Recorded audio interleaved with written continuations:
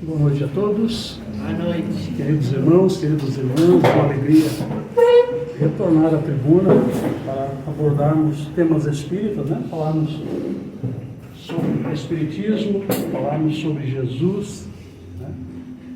Só o pessoal mais atrás lá consegue ler. Procurei deixar um texto maior aí, mas não sei se vai ser possível ler lá atrás, mas tudo bem. Então a nossa abordagem de hoje, como os irmãos podem ver, formação dos mundos e dos seres vivos. Onde é que está esse tema, né? Vamos falar hoje. Livro dos Espíritos, entre as questões 43 e 49. É claro que a gente vai fazer uma abordagem aqui dentro daquilo que o nosso tempo permite e dentro daquilo que a nossa capacidade também de compreensão permite, né? Porque a gente vai fazer uma abordagem mais simples, mas talvez nos dê uma ideia ou nos esclareça algumas coisas em relação à formação dos mundos e dos seres vivos. Coisas assim que eu, como uma pessoa muito curiosa, sempre pensando nessa questão da reencarnação, da formação, da criação dos seres vivos, ficava pensando se eu já teria sido um vegetal, um pé de couve, né? Ou se eu já teria sido um animal, e torcia sempre para ter sido um animal daqueles mais bonitinhos, e nunca um sapo, né? Por exemplo. Então, mas tem dessas coisas, a gente fica pensando, conjecturando, né? Como teria ocorrido esses eventos, né? Para iniciarmos, considerações iniciais, então. O ser humano está sempre inquirindo, então, né? Como falamos, sobre o princípio das coisas, né? Deus, porém, permite que tudo lhe seja revelado, nem tudo lhe seja revelado aqui na Terra, né? Muitos são os mistérios para serem desvendados e requerem a depuração do espírito. Coisas que serão desvendadas para nós requerem uma evolução.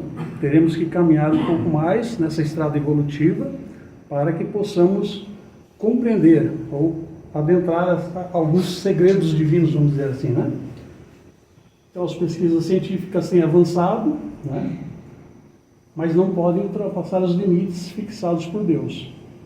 A gente vai ver aqui ao longo da nossa fala coisas que foram trazidas pela espiritualidade, porque esse tema foi abordado lá por Kardec em 1858, né? Na ocasião do lançamento do Livro dos Espíritos. Então, a gente vê que lá atrás já foram feitas revelações muito à frente do tempo, né? Da ciência, coisas que hoje em dia estão sendo ainda descobertas ou compreendidas pela ciência.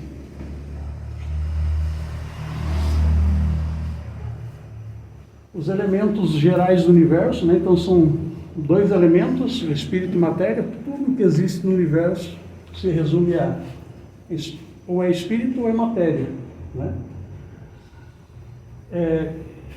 Acima de tudo está Deus.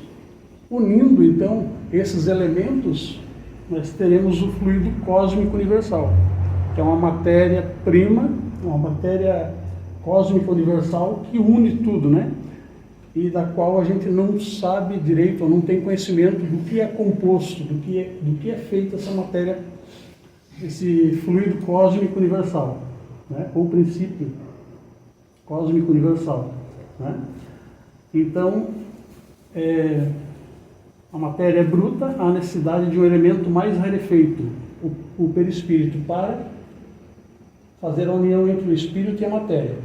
Mas como falamos, tudo se origina do fluido cósmico universal. Os nossos corpos, tudo que vemos, né? As estrelas, tudo originado então dessa matéria-prima, né? Então, esse fluido cósmico universal, a gente vai ver o seguinte: que há um fluido etéreo, né? Que enche ou preenche o espaço e penetra os corpos. Esse fluido é o éter ou matéria cósmica primitiva, geradora dos mundos e dos seres. Então, o fluido cósmico universal é a matéria elementar primitiva, né? E as modificações ou transformações constituem a inumerável variedade de corpos na natureza, ou da natureza. Como princípio elementar do universo, ele assume esses dois estados distintos: o de eterização, o de imponderabilidade, aquilo que não se pode pegar ou sentir, né, com os nossos sentidos, é imponderável, portanto, e estaria espalhado por todo o cosmos, permeia a tudo e a todos, né? E o outro estado que ele pode assumir, né, é o de materialização ou de ponderabilidade. Então, quando materializado, ou quando esse material ele é aglutinado, ele transforma-se naquilo que nós podemos ver, tocar, né? Normalmente isso daí vai sendo manipulado pela espiritualidade, né, que permite que essas coisas ocorram. Essa aglutinação forma tudo que vemos, né? Os nossos corpos, as coisas materiais mais densas.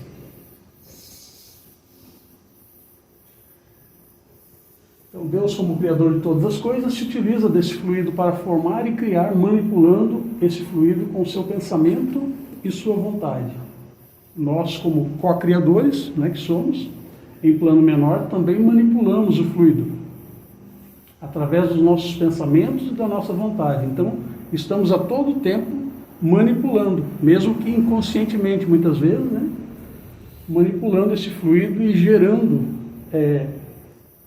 coisas através desse fluido cósmico universal, né? Então, por exemplo, quando fazemos uma prece por alguém, estamos manipulando o fluido cósmico universal, gerando e direcionando energias curativas, energias que harmonizam, que pacificam, né? Então, o cuidado que devemos ter com o pensamento é bastante importante. Aqui um conceito do que é matéria, né? Para a física, matéria é tudo que ocupa lugar, foi tirado do dicionário. Tudo que ocupa lugar no espaço, ou mais especificamente, é qualquer substância sólida, líquida ou gasosa que ocupa lugar no espaço, ou substância capaz de receber determinada forma ou na qual atua determinado agente, né? Para a biologia, a matéria é do que está composto os seres vivos. Para a filosofia, o que dá realidade concreta a uma coisa individual, que é objeto de intuição no espaço e dotado de massa mecânica, aquilo que se atribui força ou energia, que é princípio de movimento, o que é transformado ou utilizado pelo trabalho do homem para um determinado fim. Então isso aqui é uma definição que está no Aurélio. Para o Espiritismo, a matéria vai além da máxima comum de que é tudo que pode impressionar os sentidos, os nossos sentidos, né? Como a visão, a audição, o paladar, o olfato e o tato. Para os espíritos, em seus ensinamentos, a matéria existe em estados ainda desconhecidos por nós, né? De forma tão sutil que não fere qualquer um dos nossos sentidos. O mais comum a gente aprende na escola lá são os estados gasoso, líquido, sólido, né? Esses são os comuns que a gente conhece, né? Então, mesmo assim, embora imperceptível aos nossos sentidos, é sempre matéria, ainda que não percebamos, né, através dos nossos sentidos. E a gente pode pegar o exemplo do estado radiante, que é o plasma, né, que é o quarto estado da matéria. Foi descoberto por William Crookes, que é um químico, um físico inglês, que descobriu, então, esse estado radiante da matéria, entre outras coisas que fizeram parte da sua pesquisa e descoberta, né? Como a ampola de Crookes, uma das coisas bastante importantes que ele trouxe como contribuição científica, né? Essa ampola é aquilo que deu origem ao raio-x, né? Muito importante na medicina, depois dos 2 séculos seguintes, um século e pouco, um século e meio. Raio-x e a televisão. o tubo de raios catódicos, né? Consistia em uma ampola de vidro, com 2 eletrodos, onde se injetava ali uma corrente elétrica. Esse tubo, ele estava cheio de gás, a corrente elétrica então circulando por esse tubo, essa ampola de vidro, formava uma luz, uma luminescência, né? E ali se descobriu então essa radiação originada pelo tubo de Crookes, chamada de raios catódicos, né? E o raio-x. Então é bastante importante essa descoberta do William Crookes. Então a matéria é o liame que escraviza o espírito, é o instrumento de que ele se utiliza, né? De que ele usa e sobre o qual ao mesmo tempo exerce a sua ação. Aqui eu coloquei, depois a gente volta um pouquinho nessas questões. Eu separei, eu falei que é da 43 a 49, mas eu separei 3 questões aqui que são mais importantes para a nossa fala, que é a questão 44, 45 e 46. Depois a gente volta nelas, só para explicar algumas coisas ali. Então, o início da formação do planeta. A gente vê que no início da formação, há cerca de 4,5 bilhões de anos, o nosso planeta era uma bola de lava incandescente, né? Ao longo de bilhões de anos, de uma chuva ácida, os materiais foram se solidificando até formar a primeira crosta, né? Ele foi se resfriando depois de bilhões de anos, né? De muito tempo. Então, nesse período, Jesus já era o Cristo e coordenava, então, o trabalho de preparação e resfriamento da terra. Junto a ele estavam outros espíritos do nível de Jesus, do nível do Cristo. Esses espíritos o auxiliaram na tarefa até que o planeta estivesse pronto para receber esses primeiros habitantes. E aí a pergunta desses habitantes, como é que teriam chegado até aqui, né? E aí a gente vai, para quem depois quiser ler com bastante calma, ler as questões da 43 a 49, como falamos. Então, o primeiro desses seres seria a mônada, né? E aqui é um texto do José Herculano Pires, no livro Agonia das Religiões, onde ele traz uma definição mais simples do que é a mônada, né? A mônada não está nas obras fundamentais, mas está nas obras complementares, né? Essa aqui é uma obra complementar. As obras de André Luiz tem algumas obras que ele fala, especialmente no Evolução em Dois Mundos, ele também cita a mônada, né? Então, José Herculano Pires, ele fala o seguinte: o ser criado por Deus, ao individualizar o princípio inteligente, unido ao princípio material, não tem um nome específico dentro da codificação. Para preencher a lacuna, vou chamá-lo de mônada, né? Aproveitando um nome que parece corresponder ao conceito e à etimologia. Então, etimologicamente, mônada significa algo simples, né? Substância simples. Aí, por isso, talvez aquela ideia de que fomos criados simples e ignorantes. Simples no sentido de elemento mais simples, mais rudimentar possível, mais um ser divino já, né? Então, nesse verbete do dicionário particular, escrevi que mônada é o ser simples e ignorante criado por Deus, quando uniu o princípio espiritual ao princípio material, como partes integrantes e inseparáveis uma da outra, como são a cara e a coroa numa moeda. Para não confundir conceitos, repito, a mônada não é tão somente o espírito ou o princípio espiritual, ou o princípio inteligente ou a alma, mas cada um desses valores conceituais, que são sinônimos associados ao princípio material, né? Pelo fluido universal, dando origem ao ser que transitará através da escada evolutiva, desde os mais simples nos reinos inferiores até a sua chegada ao grau de espírito puro. Então aqui um conceito, uma definição do que é a mônada, né? E aqui nós faremos uma breve abordagem sobre esse trânsito que fala ali Herculano Pires, né? Que trata do princípio espiritual que transitará pelos reinos, né? Pelas quais toda criatura necessita transitar para evoluir. Todos nós, para chegarmos até aqui, já transitamos por todos os reinos, né?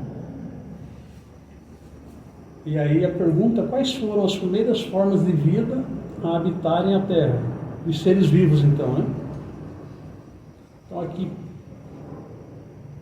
um resuminho do que é a mônada nesse período de evolução. Como é um ser inanimado, é um inorgânico, né? Então a mônada, na verdade, é um princípio espiritual mais rudimentar que utilizou a casa material, ou a rocha, ou o cristal. Aí pode voltar ali só para chamar a atenção aqui dos irmãos, ali é na 45, ó. Então, a pergunta: onde estavam os elementos orgânicos antes da formação da Terra? Estavam, por assim dizer, em estado fluídico no espaço. Deixa eu ver se eu consigo ler daqui. Aqui está mais...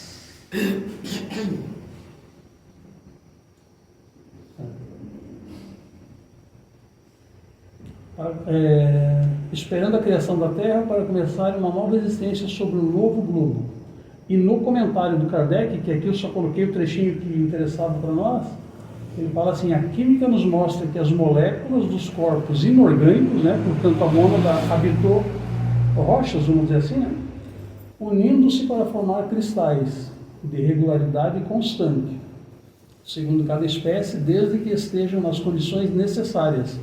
Então lá já havia a informação da espiritualidade, mostrando que as moléculas inorgânicas vão se unindo para formar grandes placas de cristais. Então havia já uma inteligência ali unindo essas moléculas para formar, né? Ainda que fossem seres inorgânicos ou não vivos, né? Mas estava ali a mônada já atuando naquele elemento, naquele material.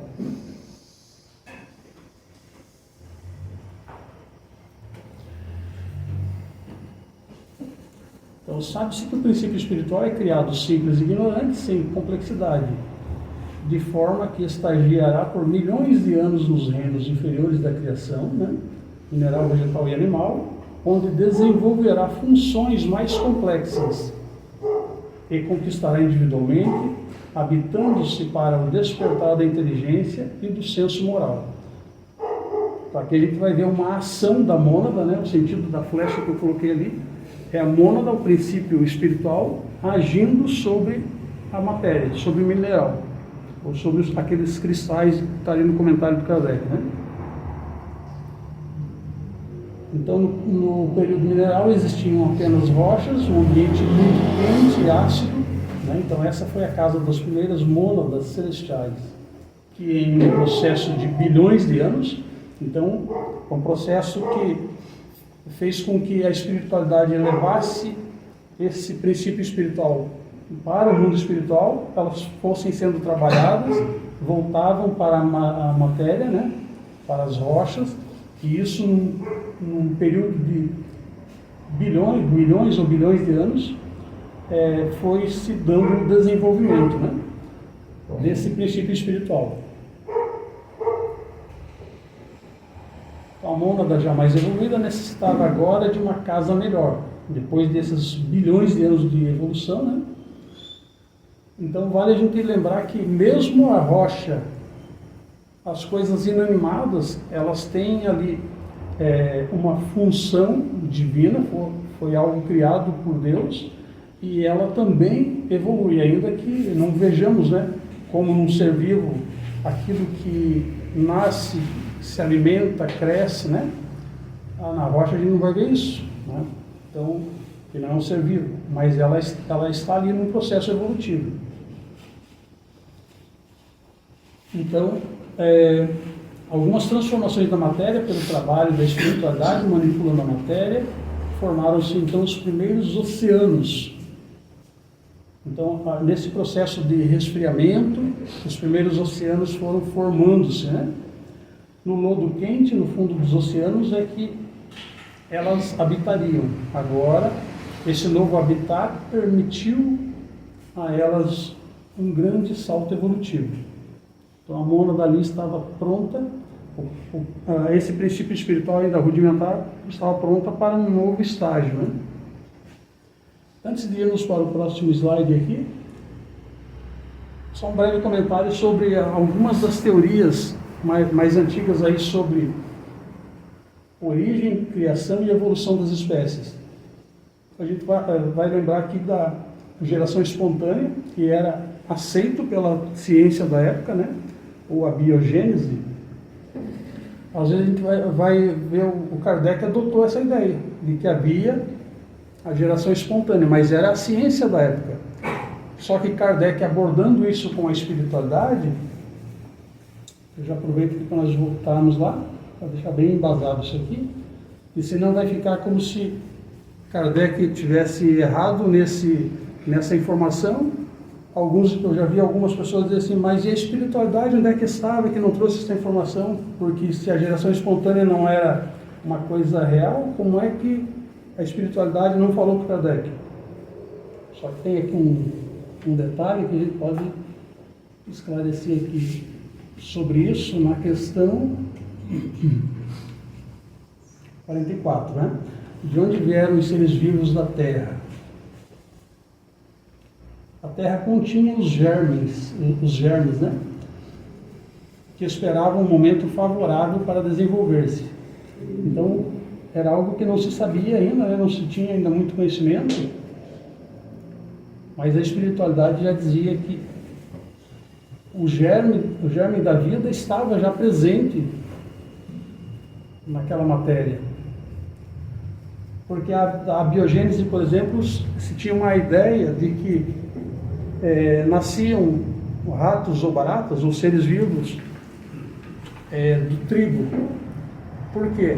Porque nos galpões onde se guardavam esses cereais, esses alimentos, o milho, o trigo, existiam muitos ratos, muitos animaizinhos, né? E depois passou-se a acreditar que, ao colocarem ali as roupas suadas, os trabalhadores do campo colocavam as roupas suadas ali junto com o trigo, né? Formavam-se esses animais, porque depois tinham muitos roedores, muitos animais ali. Então criou-se essa ideia de que de uma matéria bruta, de algo não vivo, surgisse a vida, né? Depois de um bom tempo, descobriu-se que não é assim. Então é a teoria da biogênese, da geração espontânea, que a vida nascia espontaneamente. Fruto também, essa teoria, de alguns contraditores da ideia de uma criação divina. Eles queriam tirar Deus da ideia da criação. Não precisava, a vida, para ser gerada, não precisava de Deus. Então, algumas ideias assim contrárias a essas questões de ter um Criador, né? Também a teoria do Darwin, né? Da evolução das espécies, onde ele acreditava que nós somos descendentes de um único ancestral, que pela evolução ali foi se tendo uma mudança, uma transformação em vários seres, mas a partir de um único ancestral. Tem outros detalhes aqui que a gente não tem como abordar agora, né? E mais importante aqui, o último é que é o mutacionismo, de Hugo de Vries, em 1901. Aí ele já conhecia o DNA, já tinha um conhecimento das células, né? E a teoria do mutacionismo é aquela ideia de que o corpo que eu utilizo, por exemplo, pode falar dos seres vivos do modo geral, mas pegar o corpo que eu utilizo, ele é o resultado da união genética do meu pai e da minha mãe. Mas se fosse simplesmente isso, eu seria uma cópia, né? Mas nesse processo tem a mutação que o De Vries trouxe, né? Que a evolução se dá por uma sucessão de mutações genéticas, e aí a evolução aconteceria. E se não fosse essa mutação, que ele explicou a partir da pesquisa dele, nós teríamos olhos todos iguais, da mesma cor, os cabelos da mesma cor, a pele seria da mesma cor, né? Então, pelo fato do mutacionismo, ele comprovou, né, cientificamente que essa variabilidade da cor dos olhos, do cabelo, e isso para todos os animais, ocorre por causa da mutação. O Espiritismo já traz uma outra ideia, que é assunto para outro dia, mas só uma pequena pincelada, entra a questão do perispírito, né? Porque, então eu sou filho do meu pai, da minha mãe e de mim mesmo. Aquilo que eu construí, quando eu voltei, o perispírito moldou o meu corpo, né? Então, a doutrina espírita traz mais essa explicação aí, que para a ciência é mutacionismo, mas tem a questão espiritual ali envolvida, né?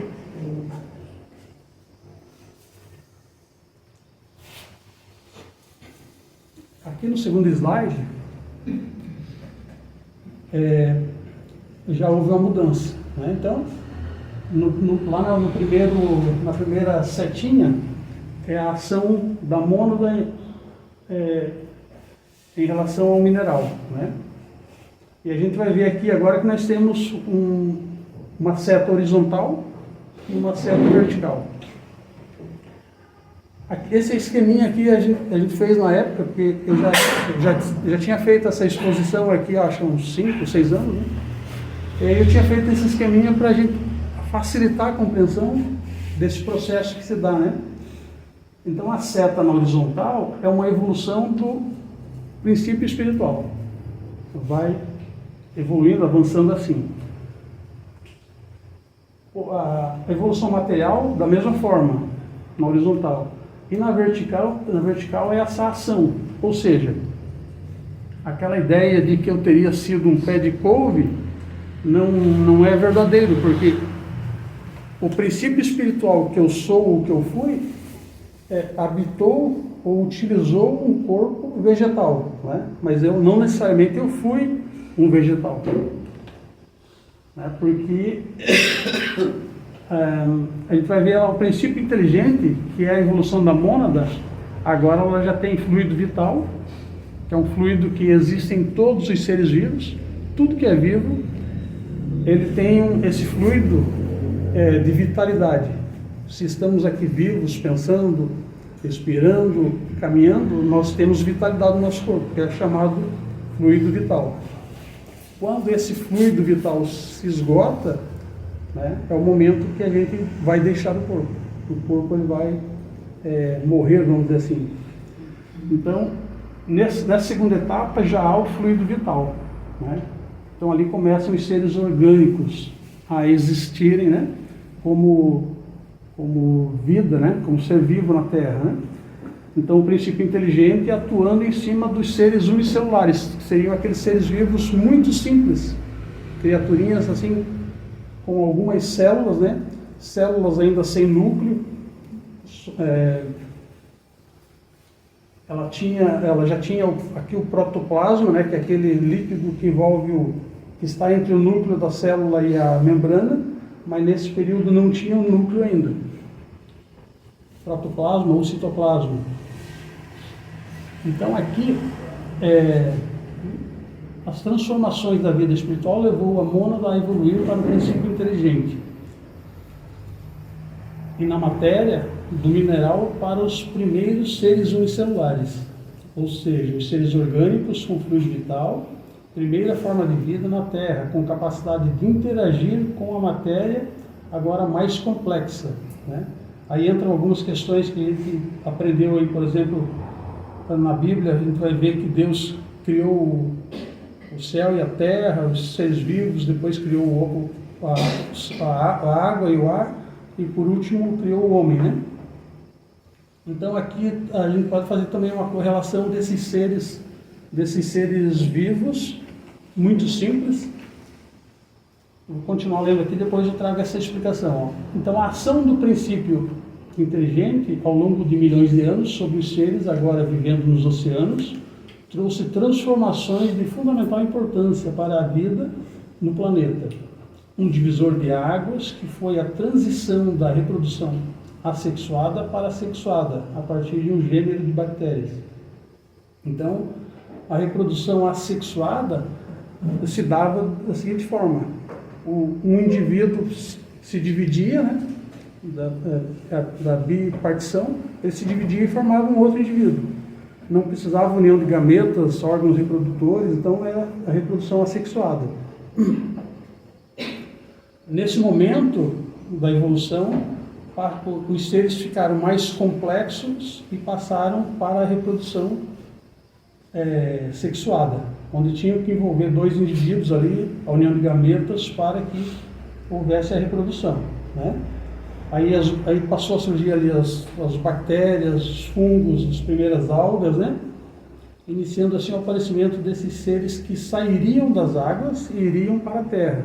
Então, o surgimento dos seres vivos na terra, ele veio da água como primeiras plantas mais simples, as primeiras plantas carnívoras, e ao se fixarem na terra pelo processo da fotossíntese, então com a fotossíntese elas começaram, essas plantas, a alimentar a atmosfera, para criar a atmosfera com nitrogênio, oxigênio e argônio, como temos nessa composição assim que tornou possível a vida, né?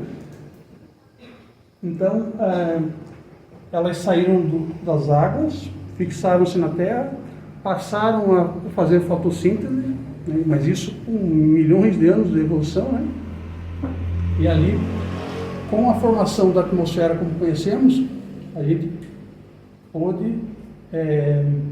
teve a permissão de ter a vida da forma como que conhecemos hoje, né? De uma atmosfera, um ar que possamos respirar. Então, aqui nessa segunda etapa, o fluido vital já existia, porque são seres vivos, como falamos, né? E o aparecimento das primeiras plantas carnívoras. Nessa terceira etapa, então, foi do princípio inteligente para o princípio espiritual. Aqui a gente já tem aquele espírito com E minúsculo, que a gente lê nas obras, né? É um princípio espiritual. Então, aqui esses indivíduos já têm o fluido vital e um perispírito rudimentar, né? Então, aqui estaríamos chegando no reino animal. Viemos do mineral, né, para os vegetais, e nessa terceira etapa para o reino animal. O fluido vital está ali presente e o perispírito rudimentar também já há nessas criaturas, né?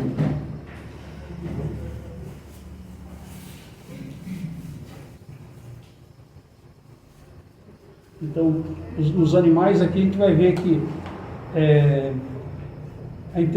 eles não têm raciocínio, né? Eles têm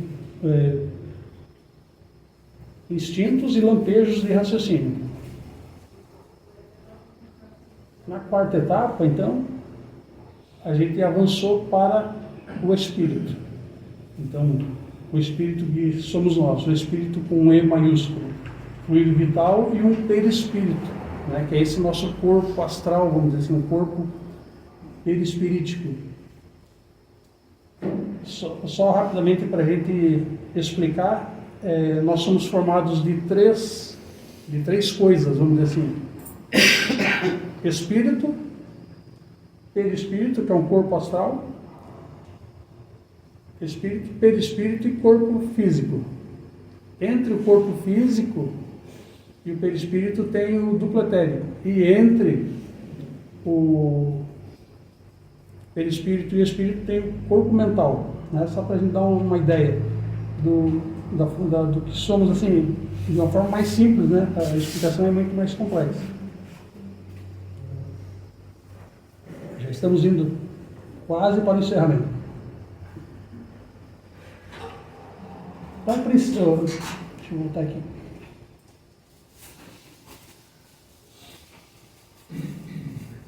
Princípio espiritual, então, agora promovido a espírito, já possui livre-arbítrio e raciocínio contínuo. Livre-arbítrio e raciocínio contínuo.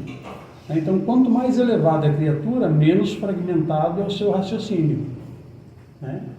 E ele possui fluido vital e um perispírito. Então, tá aqui eu botei, queria ter botado nesse slide, mas eu botei aquela frase do Leon Denis, que é assim, é uma trajetória pelos reinos, colocada aqui de uma forma poética, né?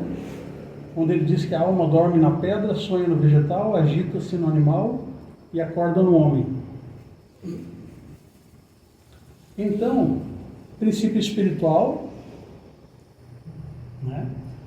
Aqui a ideia do animal, ali, o princípio espiritual, à esquerda de vocês.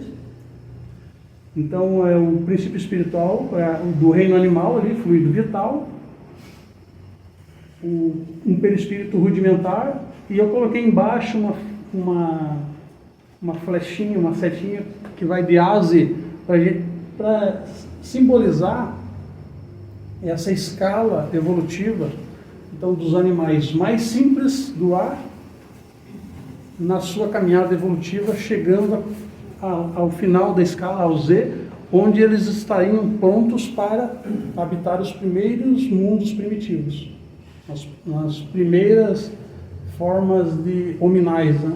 Primeiras formas de homem. E lá, à direita, o espírito, da mesma forma, né, com fluido vital, perispírito, e a mesma escala de A a Z, porque o homem também caminha, desde aquele homem da caverna, que mora em cavernas, que ele ainda não tem a capacidade da fala, né?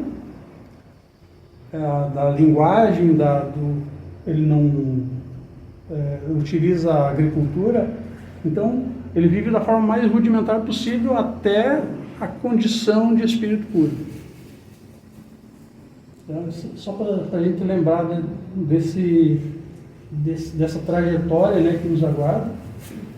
A evolução do homem, eu coloquei aqui uma imagem tirada da internet, com algumas datas das eras, né, evolutivas. E aí, só para lembrar aquela questão de que o homem teria vindo do macaco, como algumas teorias lá atrás. O macaco, ele já foi macaco 2 milhões de anos antes de aparecer o primeiro hominal, 2 milhões de anos, e hoje ainda o macaco continuou como macaco. Então, só para a gente lembrar que a casa material, ela é sempre a mesma casa, o macaco vai ser sempre macaco. É possível que o homem lá no princípio, ele tenha utilizado essa casa, vamos dizer assim, esse corpo material nesse formato do macaco, mas de lá ele evoluiu, né?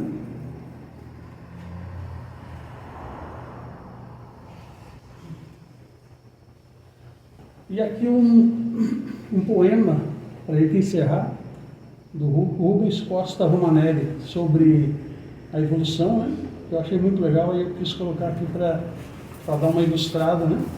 E diz assim: de muito longe venho, em surtos milenários, vivi na luz dos sóis, vaguei por 1000 esferas e preso ao turbilhão dos motos planetários, fui lodo e fui cristal, no alvor das priscas eras, 1000 formas animei nos reinos multifários, fui planta no verdor de frescas primaveras, e após desenvolver impulsos embrionários, galguei novos degraus, fui fera dentre as feras, depois que em mim brilhou o facho da razão, fui o íncola feroz das tribos primitivas, e como tal vivi por vidas sucessivas, e sempre na espiral da eterna evolução.